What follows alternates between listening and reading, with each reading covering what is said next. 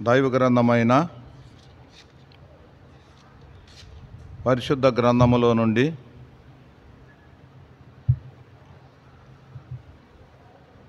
కొలసీలు రాసిన పత్రిక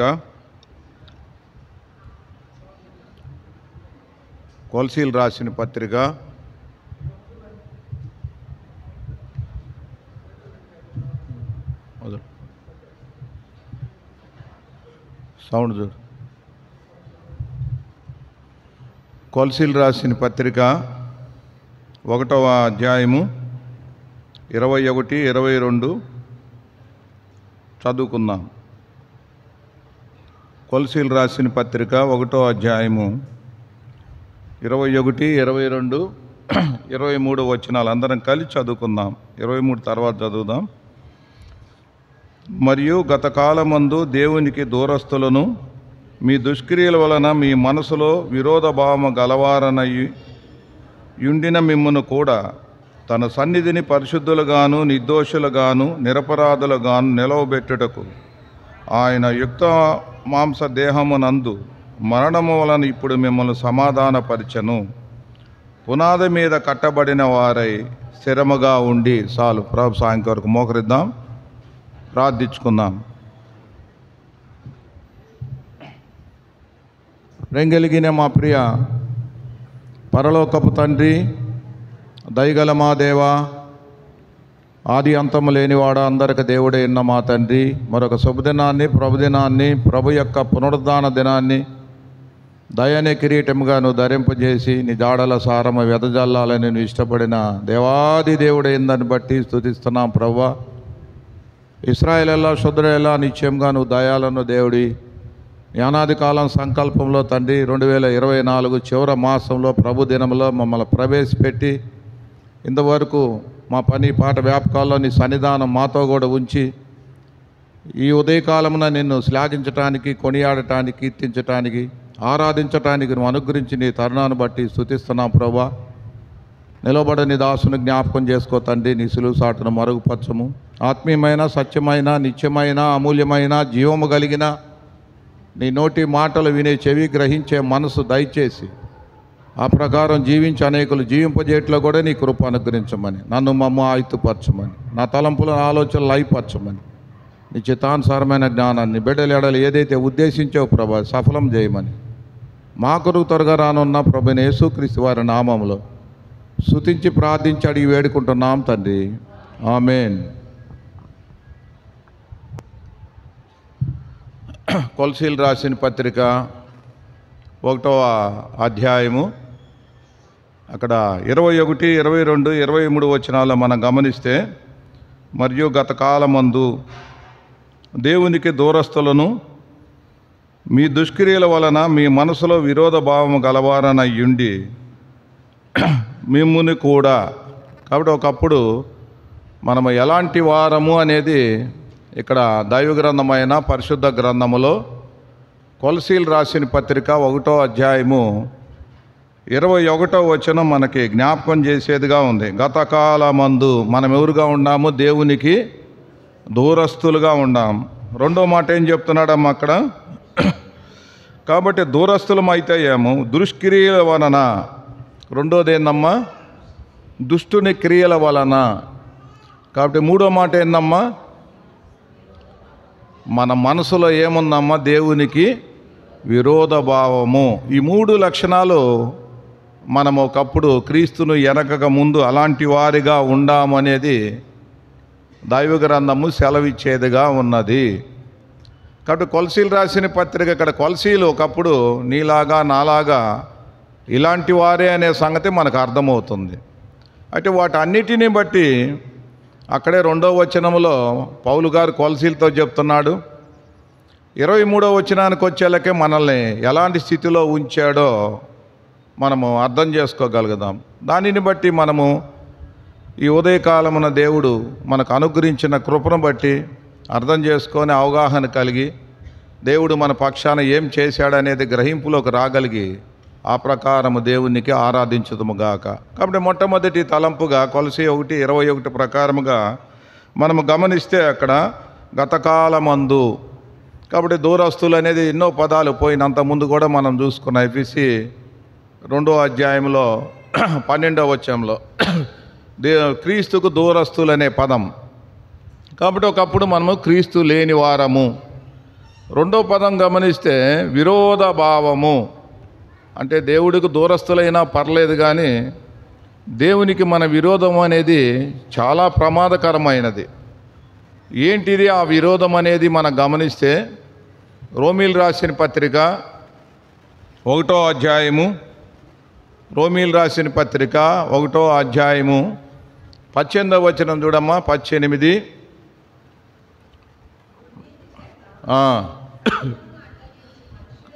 కాబట్టి మన ఆరాధన ఏంటంటే మన మనసు ఎలాంటిది అనేది మన మనసును గురించి చెప్పబడుతుంది ఆరాధన.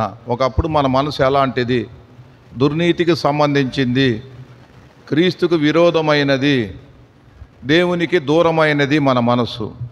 కాబట్టి మనసును బట్టే మనిషి ఈ లోకంలో బ్రతుకుతాడు, మనసును బట్టే ఈ లోకములో విశ్వాసం ఉంచుతాడు, మనసుతోనే కావలసిన కోరికలన్నీ కూడా శరీరం ద్వారా నెరవేర్చుకుంటాడు. అది గమనించాలి. ఏదైనా సరే, ఏ వ్యక్తి అయినా సరే భూలోకములో మనసును బట్టే, మనసు మనసు మనసు. అయితే ఇక్కడ మన మనసు ఎలాంటిది అనేది మన ఆరాధనలో మనం చూసుకోవాలి. దేనికి మనము దేవుడు దూరస్తులయ్యాము, దేనికి విరోధమయ్యాము, దేనికి మనం ఆ యొక్క దుష్టుని యొక్క క్రియల్లో ఉన్నామో గమనిస్తే మన మనసులో కలిగిన భావం ఏంటిది అది గమనిస్తే 18వ వచనం ఏం చెబుతుందమ్మా? కాబట్టి దుర్నీతి చేత. కాబట్టి దుర్నీతి అంటే ఏందమ్మా? దుర్నీతి అంటే మనం అర్థం చేసుకోవాలి. దుర్నీతి అంటే దుష్టుడి యొక్క నీతి, లేకపోతే లోకములో ఉన్న నీతి. దుష్టుడు ఈ లోకానికి అధిపతి ఎవరమ్మా? దుష్టుడు అనుకున్నాం. దుష్టుడు మనకి ఈ లోకానికి అధిపతి అయినప్పుడు ఈ లోకానికి ఏముంది? ఒక దాన్ని ఏమంటారు, లోక ఆచారాలు కావచ్చు, లోక పద్ధతులు కావచ్చు, ధర్మాలు కావచ్చు, ఈ లోకంలో ఉంటాయి. కాబట్టి దుర్నీతి చేత సత్యాన్ని ఏం చేస్తున్నారమ్మా? సత్యం అంటే ఏందమ్మా?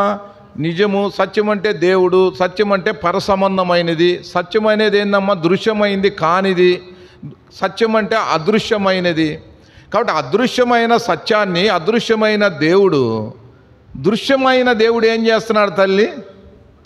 అర్థమా? దృశ్యమైన దేవుడు, ఈ దేవుడు అంటే ఎవరు అంటారా?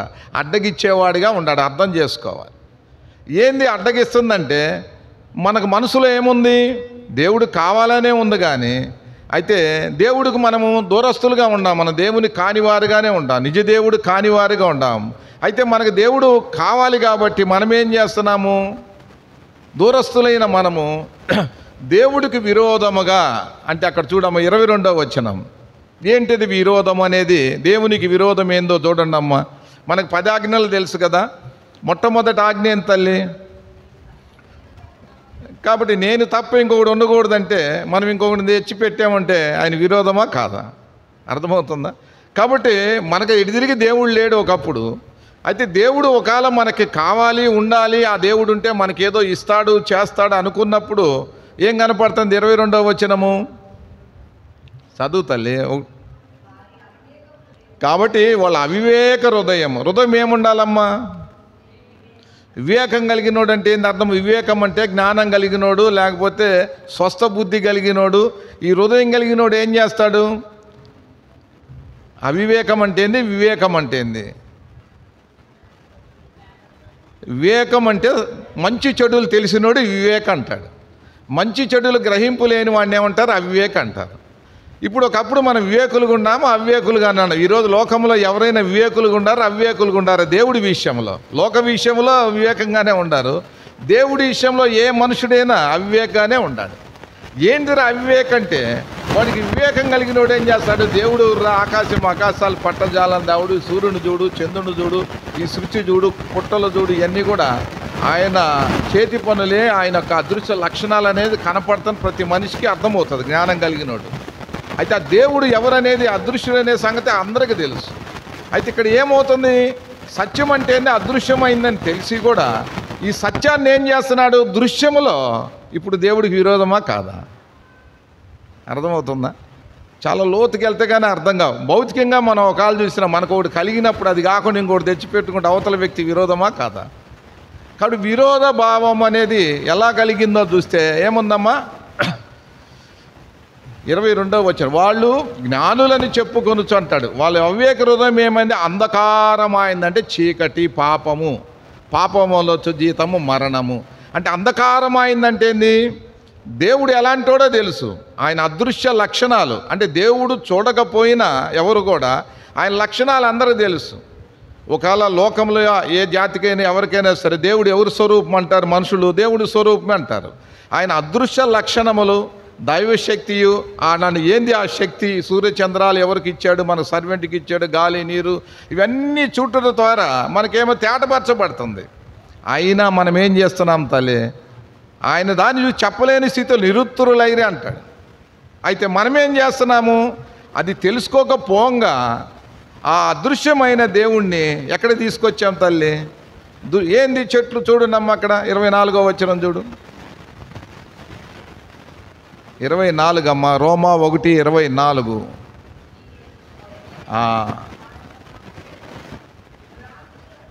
ఎందుకు వచ్చింది? ఇవన్నీ ఎందుకు చేసావు చెప్పమ్మా? ఏమ్మా ఎందుకు చేసావు తల్లి?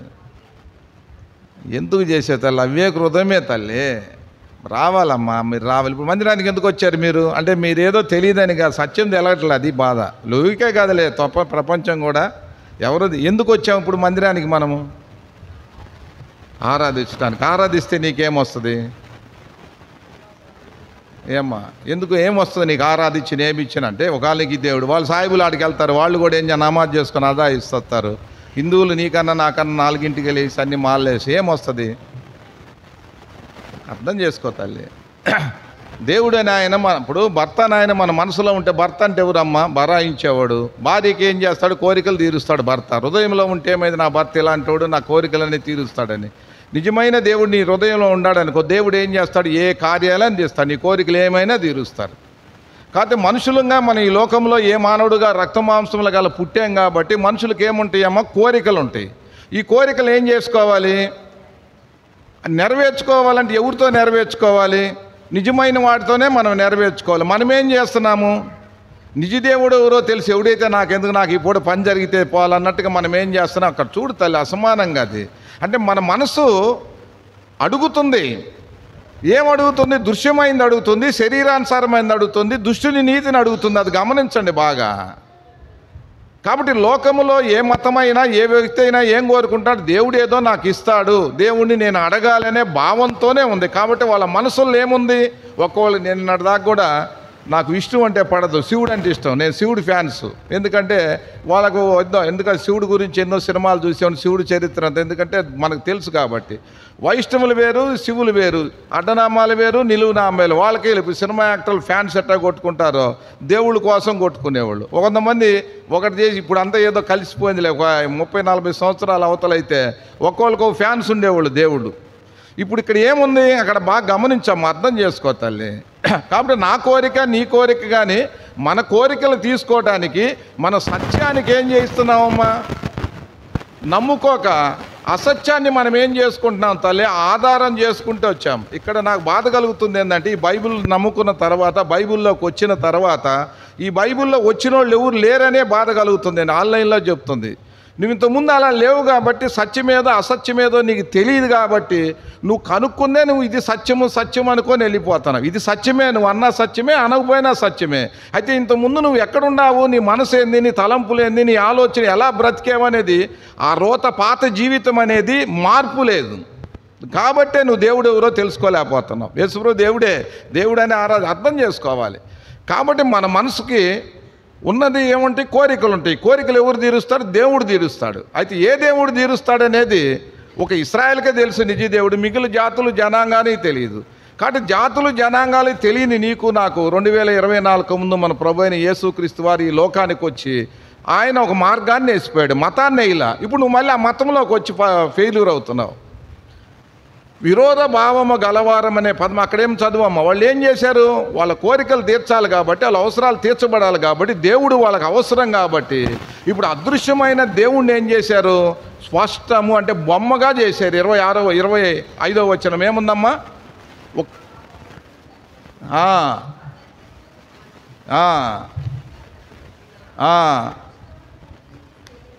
అర్థమవుతుందమ్మా? ఏం అర్థమైంది? మనం ఏం చేయాలి? సత్యాన్ని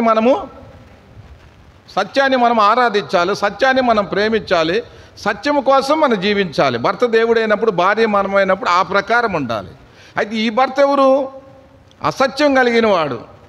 అర్థమవుతుందా? లోకానికి అధిపతి, దృశ్యమైన ఇచ్చేవాడు. వాటితో మనం ఏం చేస్తాం? మనసు యొక్క, శరీరం యొక్క కోరికలు నెరవేర్చుకుంటాం.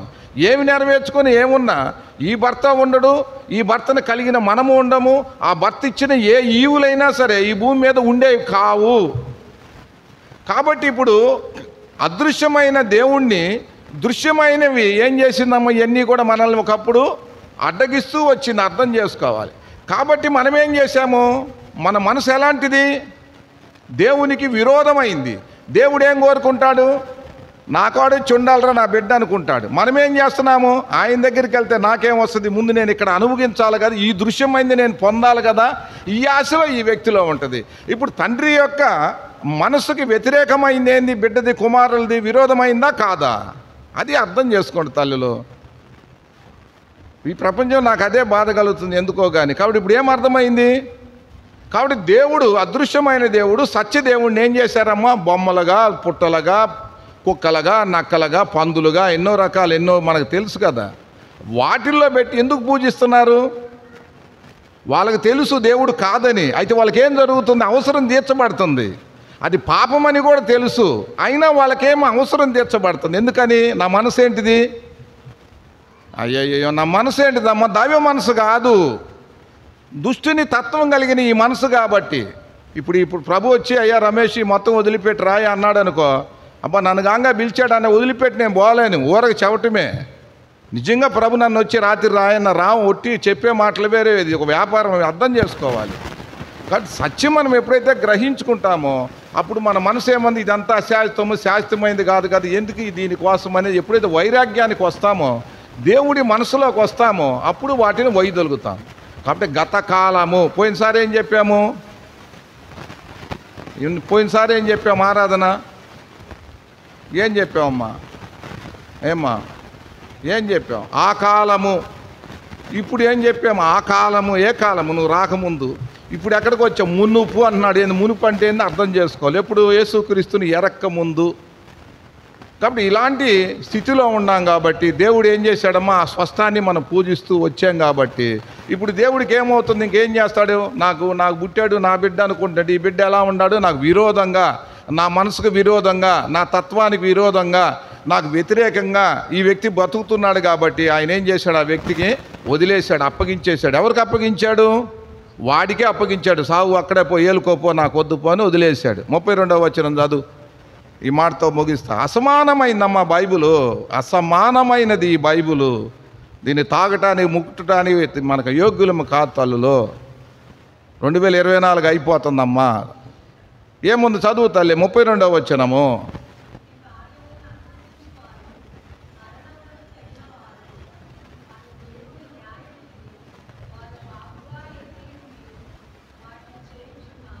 ఏమర్థమైంది రానమ్మా? ఏముంది చెప్పు తల్లి.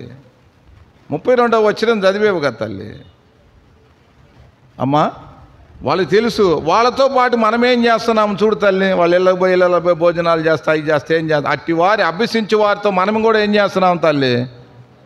అర్థమవుతుందా? ఒకవేళ నువ్వు క్రైస్తవురాలు కాదు, ఒకవేళ హిందువు అనుకో, హిందువు చేస్తున్నారు అనుకో, మనం ఏం చేస్తున్నాము? వాడు పిలిచాడని వాడితో పాటు ఏం చేస్తున్నాము?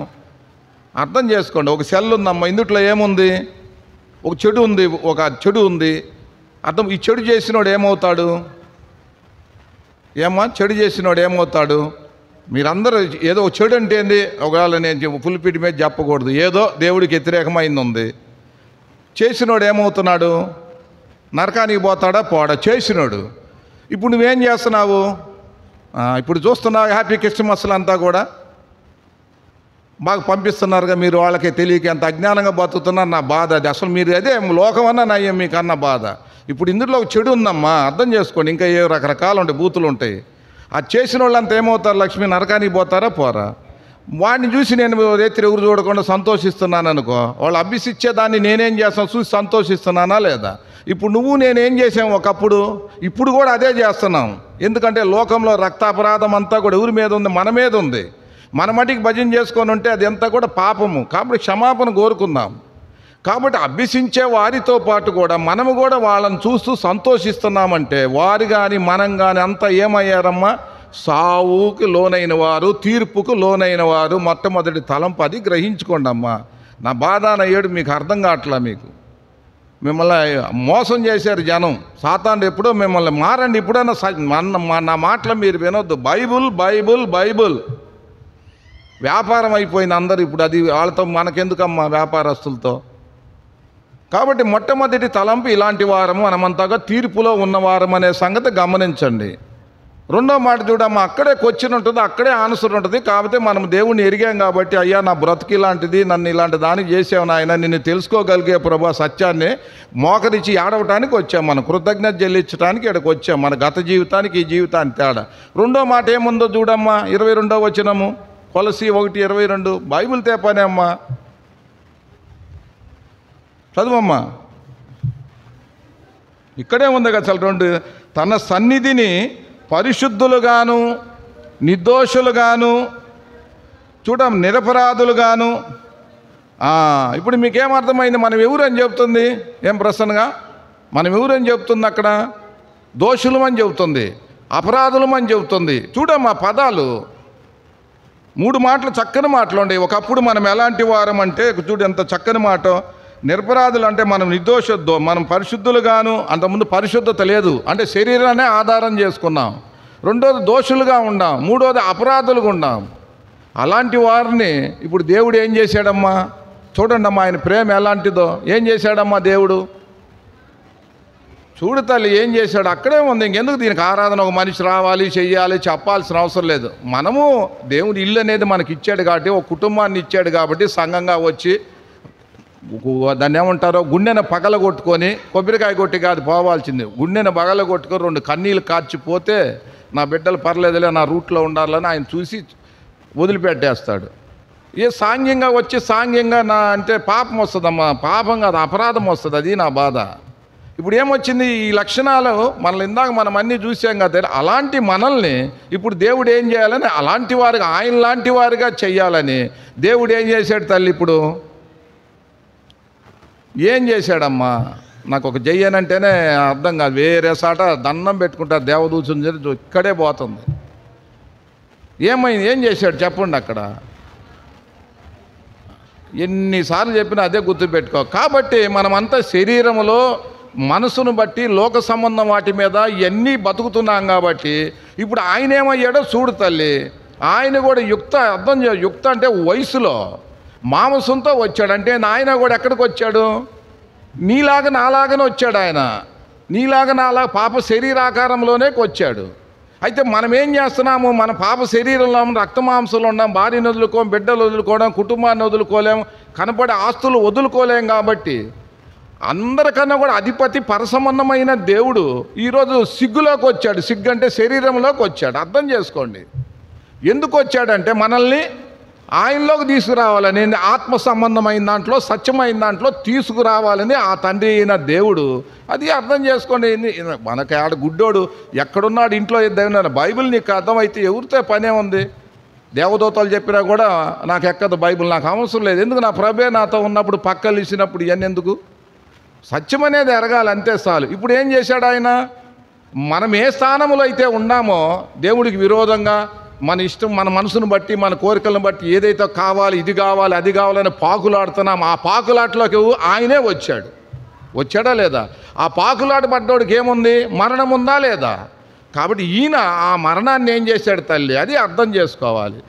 ఈ మరణాన్ని ఏం చేశాడు? బైబిల్ ఈ మరణాన్ని ఆయన కూడా చవి చూసి నీ కోసం, నా కోసం ఇప్పుడు నిన్నేం చేశాడు? ఆ మరణాన్ని నుంచి ఆయన జయించి ఇప్పుడు తండ్రి కుడిపాశాన్ని కూర్చొని నా బిడ్డలు వస్తారు లైన్లో అని ఆయన చెప్తానికి ఆడ ఉన్నాడు. అయితే ఇప్పుడు నువ్వు నేనేం చేయాలి? ఆయన కనుక నువ్వు స్వీకరిస్తే, ఆయన కనుక నువ్వు హృదయంలో కనుక నింపబడితే, ఆయన నీలో కనుక ఉంటే నువ్వు ఎలా బతుకుతావు భూమి మీద? ఆ 4 రోజుల గడియలో ఆయనలాగా నువ్వు బ్రతుకుతావు. వదిలేస్తే కమ్మగా వెళ్ళిపోతావు పాటలు పాడుకుంటా. అది బైబిల్, అది ఆరాధన, అది సత్యము. ఎప్పుడు ఏదో చెప్పటం, ఏదో రావటం ఎట్టమ్మా అర్థం చేసుకోండి. కాబట్టి ఆయన ఇప్పుడు ఏమయ్యాడమ్మా? వయసులో యుక్తకాలం ముందు రక్త మాంసాల కోసం, నీ కోసం నా కోసం ఈ లోకానికి వచ్చినట్టుగా మనం అర్థం చేసుకోవాలి. యోహాను రాసిన మొదటి పత్రిక 3వ అధ్యాయము 8వ వచనం.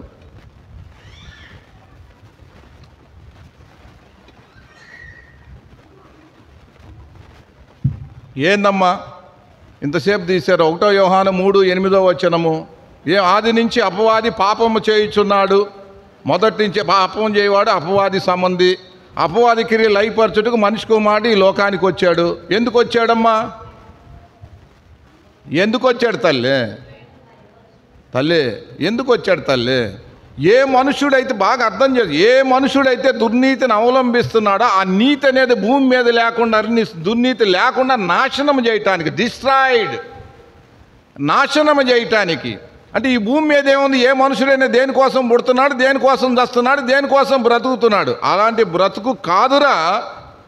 మీరు దేవుడి బిడ్డలుగా పుట్టాలి, దేవుళ్ళలాగా ఈ లోకంలో బతకాలి, దేవుళ్ళలాగా ఆరోహణమై కుడిపాశాన్ని పోవాలరా అనే ఉద్దేశం కొంది ఇక్కడ చేశాడు. అర్థమైందా? మళ్ళీ చెప్పాలా? డిస్ట్రాయిడ్ అంటే నాశనము చేసి. ఏ నాశనం చేశాడు?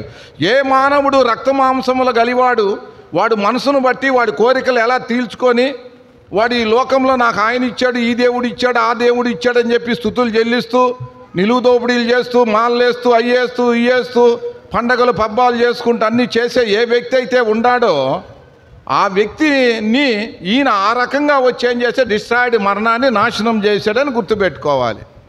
ఇప్పుడు ఎప్పుడైతే ఆ మరణాన్ని నాశనం చేశాడో, ఇప్పుడు ఈ వ్యక్తి ఎవరు? నాశనం చేసిన వ్యక్తి. నాశనం చేసిన వ్యక్తి ఎవరమ్మా?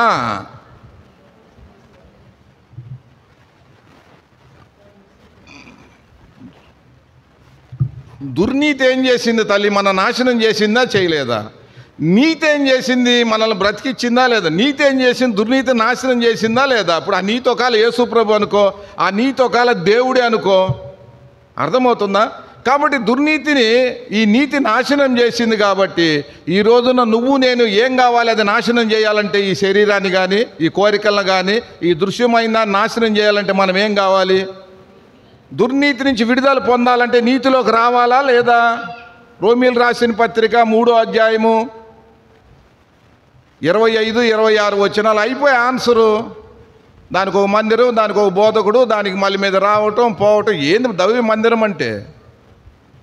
అసమాన దైవికమైన పరసంబంధం. ఇలాంటి సంఘం ఏడ దొరికింది తల్లి?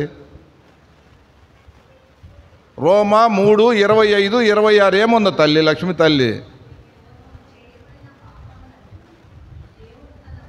అమ్మా, అర్థమవుతుందా? నీకు రావాలి. ఇప్పుడు ఇంత మించి నేనేం చెప్పాను? ఇంతకుముందు ఏం చెప్పానమ్మా?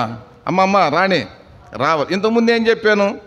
కొలసి 1:21 చెప్పానా? 22 చెప్పా కదా. ఈ పూర్వం అంటే ఏంది? నువ్వు ఇక్కడికి రాకముందు, పూర్వం అంటే యేసుప్రభు రాకముందు మనం ఏం చేశాము? దేవుడికి విరోధంగా ఇవన్నీ చూసుకోండి అమ్మ. చక్కని మాటలు. అట్లా బతికామా లేదా? బతికిన వాళ్ళు లేరు కాబట్టి ఇది అర్థం కాదు. బైబిల్ అంతా రాంగ్ అయిపోయింది. బైబిల్ సత్యం. బైబిల్ పట్టుకున్న వాళ్ళు, మందిరాలకు వచ్చేవాళ్ళు అంత సరికాదు కాబట్టి బైబిల్కి విలువ పోయింది. ఇప్పుడు పూర్వము, ఎప్పుడు పూర్వము మన శరీరాన్ని ఆధారం చేసుకొని, దుర్నీతి ఆధారం చేసుకొని, మన భార్య, మన పిల్లలు, మన కుటుంబం, మన లోకం, నేను ఫలానా అనుకొని బ్రతికేటప్పుడు మనము అసత్యంలో బ్రతికే వాళ్ళని చూసి మా బామ్మద్ది, మా సడ్డుగుడు, మా అత్త, మా మామని చెప్పుకుంటూ వాడిపోయి మనం పోయే స్థితిలో ఉన్న మనల్ని ఏం చేశాడమ్మా దేవుడు అంటే? ఆయన ఓరిమంటే అర్థమన్నా? సహనాన్ని బట్టి ఆయన ఓర్చుకొని, చూడు తల్లి, ఓర్చుకొని ఇప్పుడు చూడు తల్లి, తాను నీతిమంతుడు. ఎవరు అంటే? దేవుడు. ఎవరు అంటే నీతిమంతుడు అంటే ఏంది? నీ నా బొమ్మల తోడు, నీలాగా ఈ నెట్టుల తోడు, నీలాగా బూతుల తోడు, నీలాగా అబద్ధమాడు, నీలాగా నాలాగా వాటి కోసం వీటి కోసం పాకులాడు, అలాంటోడు దేవుడు. అంటే అదృశ్యమైన దేవుడు, నీతిమంతుడైన దేవుడు. కాబట్టి ఇప్పుడు నువ్వు నేను ఎవరు ఉన్నాము? దృశ్యలంగా ఉన్నాం కాబట్టి దృశ్యలం ఏం కావాలి? అదృశ్యలం కావాలి కాబట్టి ఇప్పుడు ఆయన ఏం చేశాడు? చూడు తల్లి, యుక్త మాంసమున ఆయనే ఈ లోకానికి సిగ్గులోకి వచ్చి నువ్వు నేను పొందవలసిందంతా కూడా ఆడ పొందాల్సింది కూడా ఏడే పొంది ఇప్పుడు నేనేం చేశాడమ్మా? 26 కింద చదువు తల్లి. తాను నీతిమంతుడును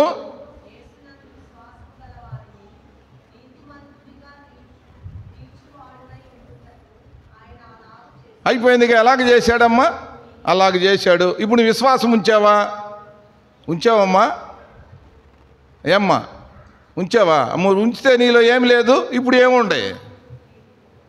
ఇంతకుముందు ఏముండే అంటే నువ్వు ఒకవేళ చర్చికి వచ్చినంత మాత్రాన, మందిరంలోకి వచ్చినంత మాత్రాన, బైబిల్ సంకట పెట్టి నేను బైబిల్ బోధించినంత మాత్రాన అయ్యానా? నువ్వు మూసుకోవాలమ్మా, జాగ్రత్త అమ్మా, అది జాగ్రత్త. కాబట్టి ఏం చెబుతున్నాడు అక్కడ? కాబట్టి ఇప్పుడు మనం అది గుర్తుపెట్టుకో. కాబట్టి ఆయన పని చేశాడు. రెండో మాట అయిపోయిందా? రెండో తలంపు అయిపోయిందనుకో. మనం చేసిన దాన్ని దేవుడు ఓర్చుకొని సహించి చివరికి తానే ఈ లోకానికి రక్తమాంసాలు గల వచ్చి కాబట్టి ఆయన సహించి ఓర్చుకొని ఇప్పుడు నన్ను ఏం చేశాడు? ఆయన లాంటి చేశాడా చేయలేదా? తాను నీతిమంతుడును. చూడు ఎంత చక్కని మాట. అంటే ఆయనలో ఏమి లేవు పాప సంబంధమైనవి. మనమంతా పాప సంబంధమైన వాళ్ళం, సావాల్సిన వాళ్ళము. మన కోసము ఆయన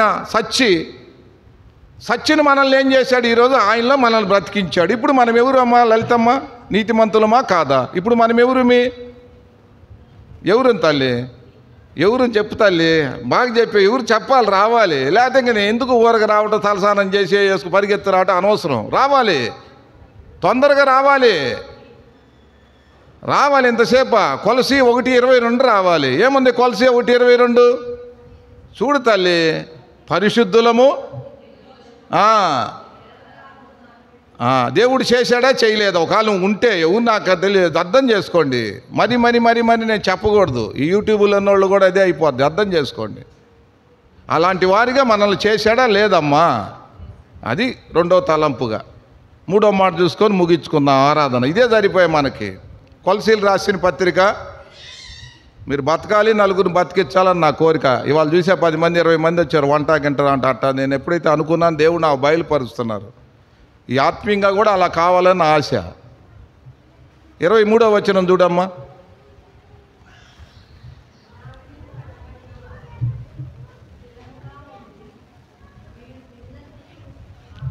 అవన్నీ వద్దామని ఇందాక మనం ఎక్కడే చదివాం తల్లి. మళ్ళీ చదవండి చక్కగా. అదే చదువు తల్లి 23.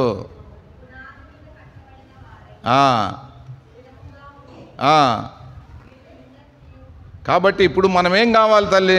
పునాది మీద కట్టబడాలి, స్థిరంగా ఉండాలి. ఇంతకుముందు ఏడ కట్టబడ్డాం? దుర్నీతి మీద కట్టబడ్డాం, సాతాను మీద కట్టబడ్డాం, లోకం మీద కట్టబడ్డాం.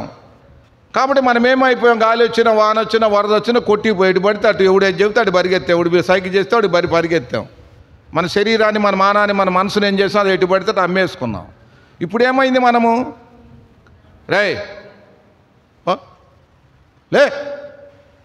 ఇప్పుడు ఏమని చేసాం మన మనసు? కాబట్టి ఇప్పుడు ఆయన ఏం చేశాడు? మన విరోధ భావం కలిగిన ఆయన ఏం చేశాడు? అర్థం చేసుకోవాలి. ఆయనే ఈ లోకానికి వచ్చి ఏ మనసునిచ్చాడమ్మా? ఈరోజు ఆ సత్యమైన మనసును మనకిచ్చాడు. కాబట్టి ఇప్పుడు ఈరోజు ఎవరి మీద కట్టబడ్డాము? ఆయన మీద కట్టబడ్డాం. ఆయన మీద కట్టబడితే మనం ఏమవుతామమ్మా? స్థిరంగా, బలంగా ఉంటాం. గుర్తుపెట్టుకోవాలి.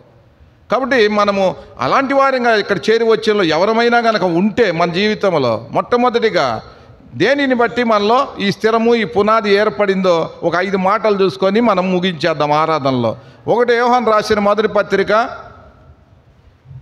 ఎలా నువ్వు కట్టబడ్డావు, ఎలా నువ్వు తిరిగి జన్మించావు, ఎలా ఆయన దానం వాడవయ్యే, ఈ 5 మాటలు చూసుకొని మనము ఆరాధనలో ప్రవేశిద్దాం. యోహాను రాసిన మొదటి పత్రిక 5వ అధ్యాయము. ఊరక దూలినాన్ని, దుమ్మిదాన్ని, అలాంటి దాన్ని, ఇలాంటి దాన్ని చదవమ్మా. 1వ వచనం.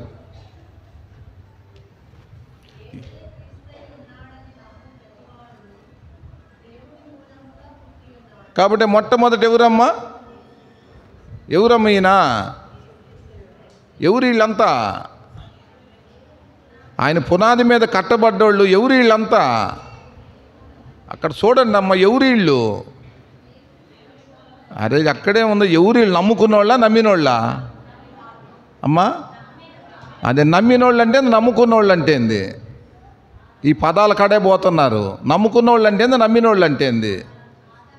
అర్థం. నమ్మినోళ్ళు అంటే గుర్తుకు, నమ్మినోళ్ళు అంటే ఆయనే నా కోసం యుక్తకాలం రక్త మాంసాల కోసం ఈ లోకానికి వచ్చి నా కోసం నన్ను విమోచించాడని నమ్మినోళ్ళు, నమ్ముకున్నోళ్ళు కాదు. నమ్ముకోవటం అంటే ఆయన ఇంతకుముందు మనం ఏ దుర్నీతిలో ఉన్నామో అదే నీతిలోకి వచ్చింది. ఇప్పుడు క్రైస్తత్వం అదే బాధ.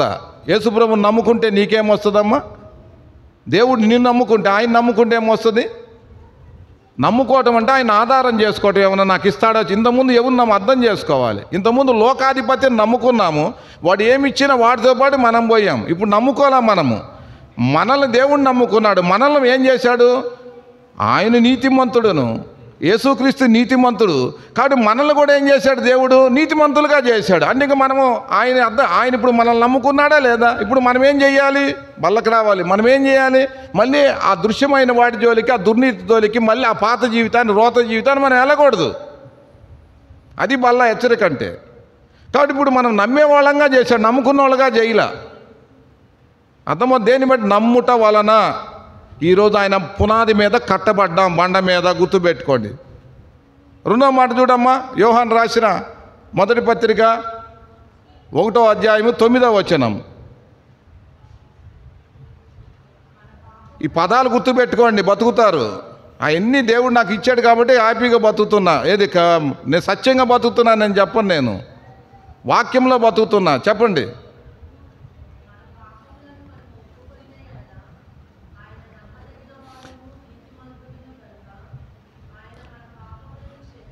కాబట్టి ఇప్పుడు ఎవరమ్మా? రెండోది ఏందమ్మా? రెండో మాట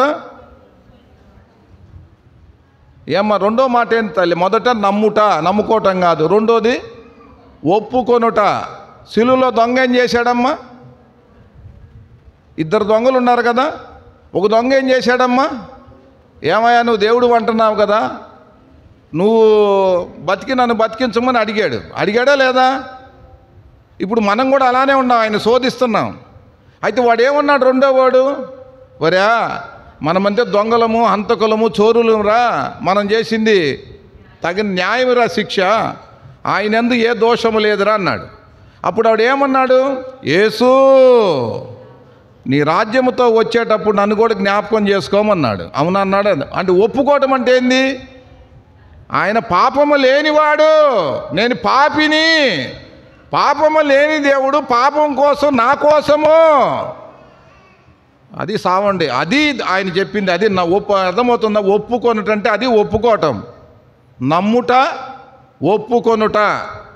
ఎవరైతే ఆ ప్రభు నా కోసం చనిపోయాడు, నేను చావాల్సిన స్థానం ఎవరైతే ఒప్పుకుంటారో ఆ వ్యక్తి ఆ పునాది మీద కట్టబడిన వాడు. గుర్తుపెట్టుకోవాలి. మూడో మాట చూడమ్మా, యోహాను సువార్త 1వ అధ్యాయము 12-13 వచనాలు చూడమ్మా.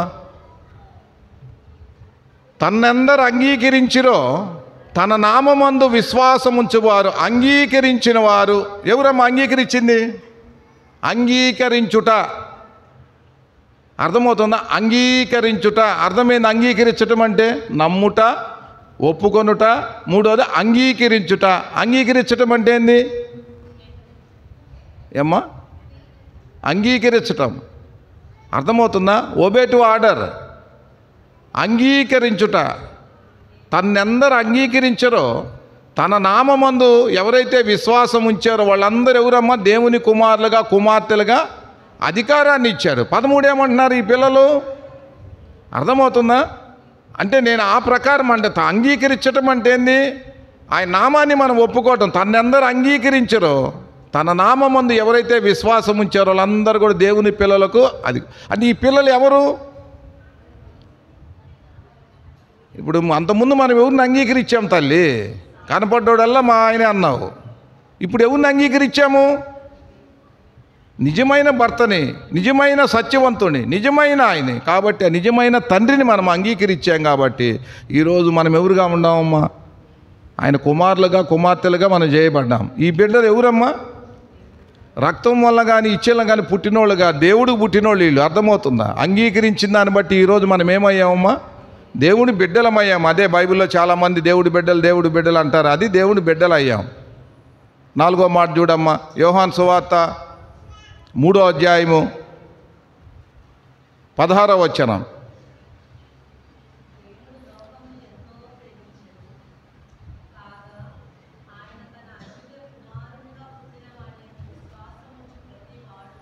కాబట్టి 3వది ఏందా, 4వది ఏందమ్మా? కాబట్టి నశింపక నిత్యజీవం పొందునన్నాడు. ఏం కనపడుతుంది అక్కడ? 4వ మాట ఏందమ్మా? మీరు చాలా సీనియర్స్ రానమ్మా, నాకన్నా కూడా చాలా సీనియర్లు కాబట్టి అడుగుతున్నా. ఏముంది 4వ మాట? 4వ మాట అండి నేనేం చెప్పేది, విశ్వాసం ఉంచుట ద్వారా దేవుడు లోకమును ఎంతో ప్రేమించెను, నశింపక నిత్యజీవం పొందవాలని నేనేం చేశాడమ్మా? కాబట్టి 4వ మాట విశ్వాసము ఎవరమైతే ఉంచామో మళ్ళీ ఏమి లేదమ్మా, ఒకప్పుడు నాశనం ఉంది, నశింపు ఉంది. ఈరోజు ఆ కుమారుని చూడు, అద్వితీయ కుమారుని ఎందు ఎవరమైతే విశ్వాసం ఉంచామో, ఏ కుమారుడైనా అద్వితీయ కుమారుడు. కాబట్టి 4వ మాట ఏందమ్మా, విశ్వాసము ద్వారా మనం ఏమయ్యాం తల్లి, నిత్యజీవానికి వారసులం అయ్యాము. అంతేకాదు ఇప్పుడు ఆ బండ మీద మనము కట్టబడ్డామంటే ఏంది, యేసుక్రీస్తులో ఏ లక్షణాలు అయితే ఉండయో లలితమ్మ, ఆ లక్షణాలు నీలో నాలో ఉండాలి, ఉండయి రుజువు. అది బైబుల్. ఉండయో లేవో నీ కర్మ, ఇక నేనేం చెప్పలేను. మొదటిగా ఏందమ్మా, నమ్ముట. దేవుని నమ్మాడు, ఈ లోకానికి వచ్చాడు యేసుప్రభు వారు. 2వది ఒప్పుకున్నారు, ఈ పని నేను చేస్తానన్నాడు. 3వది ఏందమ్మా, అంగీకరించాడు, సావుకు రెడీ అన్నాడు. 4వది విశ్వాసం ఉంచాడు, నేను చనిపోయినా నా తండ్రి నాకు ఏదైతే అప్పగించిన పని నేను ముగించాను అనుకున్నాడు. 5వ మాట ఏం చేశాడమ్మా, ఆయనకు వేరుగా ఏది చేయాల. రోమీలు రాసిన పత్రిక 8వ అధ్యాయము 1వ వచనం ముగిద్దాం. రోమా 8:1. కొంచెమన్నా స్పందన ఉంటే, కొంచెమన్నా స్పర్శ ఉంటే ఆత్మదేవుడు గంతులేస్తాడు. ఎందుకని అమ్మా, ఎందుకని? కాబట్టి ఇప్పుడు క్రీస్తు యేసు నందున్న వారికి ఏ శిక్ష? ఇప్పుడు దేవుడి నీతిగా యేసుక్రీస్తు చేయబడ్డాడు కాబట్టి మనల్ని కూడా దేవుడు నీతిగా చేశాడు. కాబట్టి ఇప్పుడు మనం ఎక్కడున్నాము? యేసుక్రీస్తు ఎక్కడున్నాడు? తండ్రిలో ఉన్నాడు. మనం ఎక్కడున్నాం? యేసుక్రీస్తులో ఉన్నాం. కాబట్టి ఇంతకుముందు మనం చేసిన ఈ శిక్షలు, మనం చేసిన పాపకర్మాలు అన్నీ ఉండేవి కదా. ఇప్పుడు చాలామందిని వదిలిపెడతారు. అంటే అర్థమైంది ఏమన్నాడు? అగాధ జగాలం లేస్తా అన్నాడు, వీపుని వేసుకుంటా అన్నాడు. మళ్ళీ ఎంటాడుతున్నాయి అంటే అర్థమైంది ఆయన అందు లేము. భర్తనందో, భార్యనందో, లోకమునందో, కనపడే వాటినందో, మళ్ళీ ఆ దేవుడందో, ఈ దేవుడందో, యుగ సంబంధమైన దేవతలందో మనం ఉంటున్నాం. కాబట్టి మళ్ళీ ఏమవుతుందో, మనం చేసిన దానికి రిజల్ట్ వస్తుంది. కాబట్టి ఇప్పుడు క్రీస్తు యేసు ఉన్న వారికి ఏ శిక్షా విధి లేదంటే రోమా 7:26 ఏం చెప్పాడమ్మా? రోమా 7:26 ఏం చెప్తా, 25 ఏం చెప్తున్నాడు తల్లి? క్రీస్తు యేసుకి నేనేమయ్యాడమ్మా? కృతజ్ఞుడయ్యున్నాడు. దేని కృతజ్ఞుడయ్యాడు? చూడు తల్లి, ఇంతకుముందు శరీర నియమములో ఉన్నాడు, ఇప్పుడేమో దేవుని మనసు నియమములో ఉన్నాడు. శరీర నియమములో ఉంటే ఏముంది లలితమ్మ? సావు ఉంది. ఇప్పుడు నిజంగా దేవుని మనసు నియమములో నేనున్నాననుకో, నాలో ఏముంది తల్లి? అదే మరణాన్ని తీసి ఈరోజు జీవాన్ని తీసుకొచ్చింది. కాబట్టి ఈరోజు అలాంటి భాగ్యాన్ని దేవుడు ఇచ్చాడు. కాబట్టి ఇప్పుడు మనం దేవుడిని ఏం చేయాలి తల్లి? ఏమని ఆరాధించాలి చెప్పండి? ఒకప్పుడు ఆయన కొలసి 1:21, 22, 23 వచనాలు 3 తలంపులుగా పెట్టుకొని, 1వ తలంపు మనం ఎలాంటి విరోధ భావము, దూరస్థలము, శత్రువులమే అలాంటి వారం ఉన్నాం. మన మనసును బట్టి మన కోరికలు నెరవేర్చుకుంటూ ఈ లోకము, లోకాధిపతి, లోకములో దృశ్యమైన వాటిని అన్నిటిని మనం ప్రేమిస్తూ ఆరాధిస్తూ అదే మనం దేవుడు అనుకుంటూ బ్రతికాం. అలాంటి వారు ఎలాంటి వాళ్ళ మీద మరణం అనేది ఉంది, యాతన ఉంది, తీర్పు అనేది ఉంది. కాబట్టి దాన్ని తప్పించటానికే 22వ వచనం ఏం చెబుతుందమ్మా? కాబట్టి నిర్దోషులుగా మనం నిరపరాధులుగా పరిశుద్ధులుగా మనం ఉండాలని ఆ దేవుడు ఈరోజు నీ కోసం నా కోసం యుక్త కాలమును ఏం చేశాడు? వచ్చి ఏం చిన్న పిల్లలు, సండే స్కూల్ పిల్లలు కూడా చెప్తారా ఈ. కాబట్టి ఏం చేశాడో మనం చూసాము. కాబట్టి పూర్వం మనం చేసిన పాపాలు కానీ అన్నీ ఓర్చుకున్నాడు. ఎక్కడ? రోమా 3:26లో, 25-26లో ఓర్చుకొని ఏం చేశాడు? ఈరోజు ఆ ప్రభుని నీ కోసం నా కోసం ఆధారం కలుగజేశాడు. దేనికని? నేను నీతిమంతుడు కాబట్టి నా బిడ్డలు కూడా ఎలా ఉండాలి? నీతిమంతులుగా ఉండాలి. కాబట్టి దానికోసం ఆ కార్యం చేశాడు. కాబట్టి ఈరోజు నువ్వైనా నేనైనా నీతిమంతులు కావాలంటే ఇప్పుడు మనం ఏం చేయాలమ్మా? ఆయన అందు మనం విశ్వాసం ఉంచాం, తిరిగి జన్మించామని చెబుతున్నాం, మేము ప్రభు బిడ్డలమని చెప్తున్నాం. కాబట్టి నువ్వైనా నేనైనా క్రైస్తవుడి, క్రైస్తవురాలు కనుక అయితే ఇప్పుడు ఏముంటుందమ్మా? ఆ పునాది మీద మనం కట్టబడతాం. అర్థం 23వ వచనం. ఆ పునాది మీద కనుక కట్టబడే వ్యక్తి ఎలా ఉంటాడు? నమ్ముకున్నోడుగా ఉండడు. రెండోది పొందాలనుకునేవాడే ఉండడు. మూడోది ఆయన నన్ను అంగీకరిస్తే అనుకోడు. నాలుగోది ఆయన విశ్వాసం ద్వారా నేను ఏదో పొందుకున్నాం అనుకోడు. ఐదోది ఆయనందుండి లోకంలో మనం ఏదైతే సంపాదించామో, లోకంలో ఏదైతే లోకదేవతలు ఇచ్చా అది ఆయన ఇస్తాడని ఆయన మళ్ళీ అబద్ధకుని చేయకూడదు. అర్థమవుతుందా? ఈ 5 మాటలు మీరు చూడండి. ఈ 5 మాటల్లో మనం ఉన్నామో లేదో ఒక్కళ్ళు చెప్పండి. మనసులో ఇంటికి పోయిన తర్వాత నమ్ముకున్నామా, అంగీకరించామా? ఆ పదాలు చూడండి ఎంత అసమానమైనయో, దైవిక పరసంబంధమైన మాటలు ఇవి. ఆ 5 మాటల్లో కనుక మనం ఉంటే మనం ఎవరని చెబుతుందమ్మా? ఈరోజు మనకి ఏ శిక్ష అంటే విధి అంటే పనులు చేసిన దానికి శిక్ష లేదు అని చెప్తుంది అక్కడ. 25లో చెప్తున్నాడు 7:25. ఒకప్పుడు శరీర నియమములు ఉండా కాబట్టి శిక్ష ఉంది. ఈరోజు నేను దేవుని మనసు నియమంలోకి వచ్చా కాబట్టి, ఇప్పుడు నేను దేవుని నీతిగా తీర్చబడ్డా కాబట్టి నాకు ఇంకేమి లేదమ్మా. కాబట్టి ఇలాంటి వారిగా చేశాడు దేవుడు. కాబట్టి అలాంటి వారమైన మనము ఈరోజు ప్రభు అయిన యేసుక్రీస్తు అనే పునాది మీద కట్టబడిన వారముగా అలాంటి ఆశీర్వాదాలతో మనం ఏం చేయాలి? దేవుణ్ణి ఆరాధించాలి. కాబట్టి ఇంతకుముందు ఎలా ఎప్పుడమ్మా ఏ మాట చెప్పి ఎప్పుడన్నాడు? ఆ కాలం అయితే అది. ఇప్పుడైతే మునుపు ప్రవర్తన విషయంలో. మునుపు అంటే ఎప్పుడమ్మా? ఈ సంఘానికి రాకముందు కాదు, క్రీస్తుని ఎరక్క ముందు మనం ఎలాంటి వారంగా ఉండాము. అలాంటి వారి నుంచి ఆయన ఏం చేశాడు? ఆ స్థానాన్ని ఆయన తీసుకున్నాడు. ఇప్పుడు ఆయన స్థానాన్ని మనకి ఇచ్చాడు అనేది మనం చూసాం. ఇచ్చి కనుకుంటే మనం ఎలాంటి వారిగా చేశాడు అనేది 3వ మాట చూసాం. ఈజీగా కట్టా, కొట్టా, తెచ్చా. ఇంకా బల్ల అంటే అది కాదు, లెక్కేయలేదు. బల్ల అసలు బల్ల కాదు, ఆరాధనే మెయిన్. అది బతికితే కదా. కాళ్ళు కడుక్కోకుండా అన్నం తినం కదా. ఏమ్మా నీకు హాల్ టికెట్ లేని పరీక్ష రాయవు కదా. అలానే ఉద్యోగం లేని నువ్వు పని చేయవు కదా. అసలు అర్హురాలు అయితేనే కదా ఏ పని చేయటానికి. ఇదే అసమానమైన దైవికమైన పరసంబంధమైన నిలిచి ఉండే దేవదూతలకు అనుగ్రహించని ఈ ఆరాధన. అలాంటి ఆరాధన మనం ఎలాంటి వాళ్ళం మన బ్రతుకు చూసాం కదా తల్లి. అలాంటి వారికి ఇచ్చాడంటే ఇంతకన్నా జీవితం ఏం కావాలి చెప్పండి? ఎంతమంది చేస్తున్నారు? తెల్లారితే ఎన్ని శవాలు వస్తున్నాయి, ఎన్ని గాలి చేస్తున్నారు. వాళ్ళలో మనం అనుకుంటే ఏంది చెప్పండి? కాబట్టి అలాంటి మనల్ని ఈరోజు ఇంత గొప్పగా ఆయన చేశాడంటే, అలాంటి దేవుణ్ణి కలిగి ఇంకా మనం గనక ఏదో వస్తున్నాం పోతున్నాం. అసలు ఏంటమ్మా దేవుడి ఇల్లు అంటే? మేము ఇంట్లో 6 ఉండేవాళ్ళమే. 6 ఒకే లెటన్ ఉండేది, ఒకే బాత్రూమ్. అందుట్లోనే లెట్టిన అదే బాత్రూమ్. 9:30 అప్పుడు వేసుకోవాలి. 6 చేసుకొని 6 పొద్దున్నే పోయి మళ్ళీ లేచి మళ్ళీ టిఫిన్ చేసి మళ్ళీ స్నానాలు చేసి తల స్నానాలు 10:00కల్లా 9:30 అని 10:00కల్లా ఉండి మొదటగా ఆరాధించాలని అక్కడే కూర్చున్నాను ఫుల్ ఫీట్ కాడ. ఎందుకంటే మళ్ళీ ఏం చెప్తే మళ్ళీ మిస్ అవుతానేమో ఆరాధించలేదని. అలాంటి దేవుడు అలాంటి తృష్ణ చూపించాడు కాబట్టే ఈరోజు ఆప్టాలు ఎవరైనా దేనికంటే ఆ దేవుడిచ్చిన కృప. అర్థం చేసుకోండి. నాకు సుబ్బారెడ్డి గారు పొద్దున్న 6ంటికి ఫోన్ చేసి, ఇక్కడ షామేల్ నేను కాదు ఈ ప్లేస్లో, రేపు జైన్ తీసుకుంటారని నేను 31 అనుకున్నా. నాకు ఇంటికి పోయే కొంచెం దేవుడు ఇట్ట పట్టుకున్నాడు చెవి, ఆగన్నాడు. ఆయన చెప్పింది 31వ తారీఖు కాదు, చెప్పింది ఆదివారం అన్నాడు. నాకు డౌట్ వచ్చి మళ్ళీ విజయ్ చేశా. విజయ్ కూడా లేదంకులు శామ్యులు అక్కడేనని చెప్పాడు. మళ్ళీ అతను ఎందుకో ఫోన్ చేసుకొని చూస్తే శామ్యులు నడిపించమన్నాడు. అంటే నన్ను అక్కడ నడిపించాల్సిందే, నన్ను ఆపేసి ఇక్కడ వచ్చేసి ఏం చేశాడు? ఆ శామ్యుల్ని ఇక్కడ వేశారు. మళ్ళీ శామ్యుల్ని ఆడబెట్టి చెప్తే నేను అక్కడే 9:15 దాకా ఇక్కడే ఉన్నాను, టిఫిన్ చేస్తా. నా తండ్రిని గురించి, నా దేవుని గురించి, నా ప్రభుని గురించి ఇదెందుకమ్మా నాకు? ఇంకెందుకు వేదేనా? నా తెలిసింది చూసింది చెప్పడానికి బాధ ఏముందమ్మా? ఎన్ని సంవత్సరాలమ్మా? సత్యం ఎరగండి, సత్యములో ఉండే. ఏంది టయానికి రావటం పోవటం అంటే ఏందమ్మా? 6ంటికి లేచి తెల్లారుదామని 5ంటికి లేచి పరిగెత్తుకొస్తే 1:10 వచ్చేసారు. అంటే మీరు రావటం కదా. ఆరాధనకు కూడా మనము అంత గట్టిగా మనం ప్రేమిస్తున్నామంటే ఎలా? నువ్వు విరోధ భావం కలిగిన దానివే. నువ్వు డూపేడకు వచ్చేది ఏదైనా పోద్దో వస్తుందని నటన. ఒకవేళ నా కూతుర్లు ఉండడానికి మా నాన్న తిడతారని నటన. ఇంకొక ఆయన ఉన్నాడు వాళ్ళ దాని నటన. హృదయంలో లేడు దేవుడు.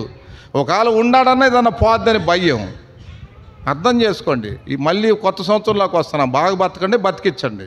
దేవుడు అంటే అసలు మీరు ఎవరు అనుకుంటున్నారు? నాకు అర్థం కావట్లా. ఏమైనా సరే ఆయన తర్వాతనే ఏదైనా, ఆయన తర్వాతనే ఏం నరుక్కొని పొడుచుకొని ఎట్టని చచ్చిపోతాం. ఆయన తర్వాతనే ఏదైనా. అలాంటి జీవితం బతకండి అమ్మా. సాలించగా అది బతకండి అమ్మా. ఎందుకు రావటం ఏదో ఇస్తాడు చేస్తాడు. ఏది పొందినా ఇంత వాక్యం ఇప్పుడు ఏం చెప్పింది బైబిలు? నువ్వు భర్తను కలిగినా సమరశ్రీమ 5 భర్త కలిగినా 6 బిల్డింగులు కలిగినా 7 ఉద్యోగాలు కలిగిన ఎన్ని కోట్లు ఇవన్నీ ఏంటి అమ్మా? దేవుడికి విరోధం అందా అనుకూలం అందా బైబిలు? నువ్వు విరోధం కోసం పాకులాడుతూ దేవుడు కృపని చెబుతావేందమ్మా? బైబిల్లో లేని మాటలన్నీ కూడా. కృత నిబంధన వచ్చినాక ఇంక దృశ్యమైంది లేదు, మనల్ని అదృశ్యవంతులుగా చేశాడు. అలా బ్రతకండి, బ్రతికించండి అమ్మా మీ బిడ్డల్ని. ఇంక నేనే చచ్చిపోతే నా బిడ్డల్ని ఎవరు బతికిస్తాడు తల్లి? మోకరిచ్చండి. సండే స్కూల్ టీచర్ మొదటిగా ఆరాధించి మిగిలిన వాళ్ళు